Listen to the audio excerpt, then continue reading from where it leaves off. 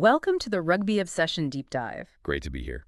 Today, you're really digging into something pretty exciting, actually. This whole idea of Super Rugby possibly expanding into the USA. Yeah, it's definitely caught my eye. There's that Planet Rugby article floating around talking about actual discussions happening. Exactly. And it's got some, big names talking former All Blacks weighing in. So our mission today is basically to unpack this whole thing. Why now? What are the arguments, the good and the bad? And I suppose what it could mean for rugby everywhere, especially with the U.S. hosting the World Cup in 2031. That timing is key, isn't it? Definitely. And hey, if you like this kind of deep dive into rugby topics, make sure you subscribe to Rugby Obsession. So where does this idea even come from? The article suggests World Rugby is pretty involved. Yeah, it seems like they're talking directly with Super Rugby about adding a U.S. team, probably West Coast base. And part of that push is concern about the U.S. team's competitiveness for 2031, right? I think I read they even thought about delaying the hosting. That's right, which, well, it really shows how important this is seen to be. Plus, World Rugby is already putting money into Major League Rugby, with that anthem team. Okay. So it connects. It's not totally out of the blue. Not totally. And the idea seems to be mirroring sort of the Fijian Drua model, or maybe the Jaguars. Right, creating a pathway, a strong base for the national players. So those models, the Drua and Jaguars, what was it about them that really worked for Fiji and Argentina? Well, they essentially created these high-performance hubs, didn't they? Players training together, playing top-level competition week in, week out. Okay.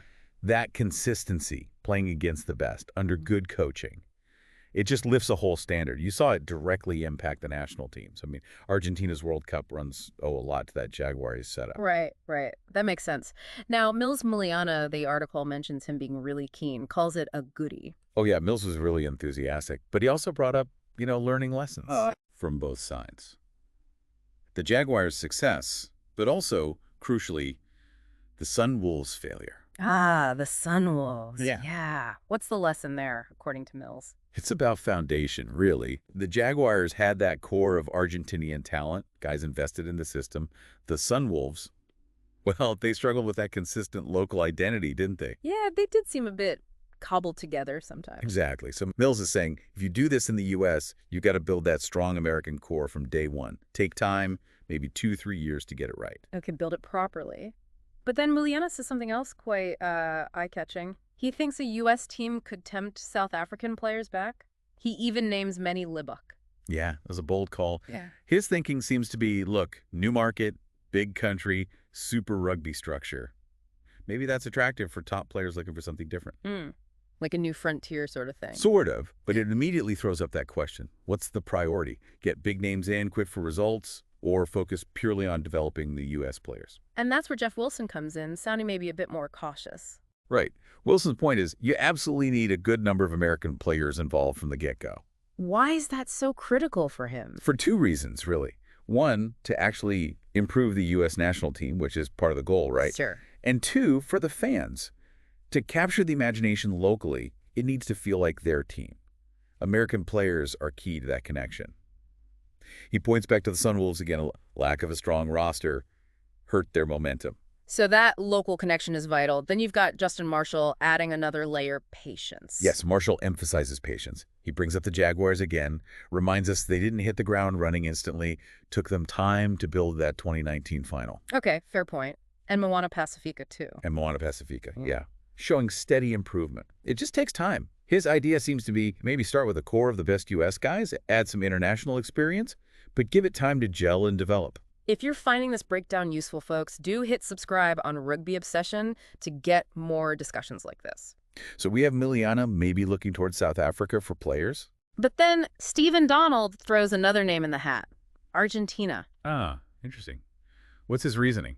Well, he points to Argentina's strength internationally, consistently good, plus the Jaguars model actually worked in Super Rugby. So leverage that connection. Maybe bring in Argentinian players who don't have a fully pro team back home now. Seems to be the idea. It kind of forces that question again, doesn't it? Is this just about boosting the USA, or is it also about strengthening Super Rugby overall? Maybe giving Argentinian players a top flight home. It's a complex balance. And brings us back to the practicalities.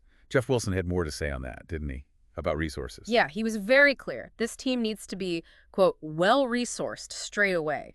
Good base, good coaches, the whole setup. Non-negotiable, really. You can't do this on the cheap. And he stressed giving it time, that 3-year window for development, but he also made a point about who pays. Ah, yes. He was pretty firm that New Zealand Rugby shouldn't be footing the bill for this expansion. Which is a fair point from their perspective, I suppose, adds another layer to the whole financial puzzle. Absolutely. So when you pull it all together, it's fascinating. You've got the strategic push from World Rugby, the potential benefits for the U.S. game, the different ideas on how to build the team. And the very real warnings from past experiences, plus the practical hurdles like funding and resources. These former All Blacks, they're covering a lot of ground. They really are. Passionate arguments on all sides. So, listening to all this, what are your initial thoughts? Is a USA Super Rugby team a step in the right direction? For the U.S.?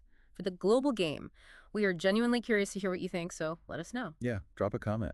And thinking further down the line, if this does happen, what's the ripple effect? Could it really shift the dial for the U.S. Eagles by 2031? And how does it change Super Rugby itself? Lots to ponder. Definitely food for thought. Well, that brings us to the end of this Rugby Obsession deep dive. Thanks so much for tuning in. And a great chat. Remember to subscribe to Rugby Obsession so you don't miss our next exploration into the world of rugby. We look forward to you listening to our next episode.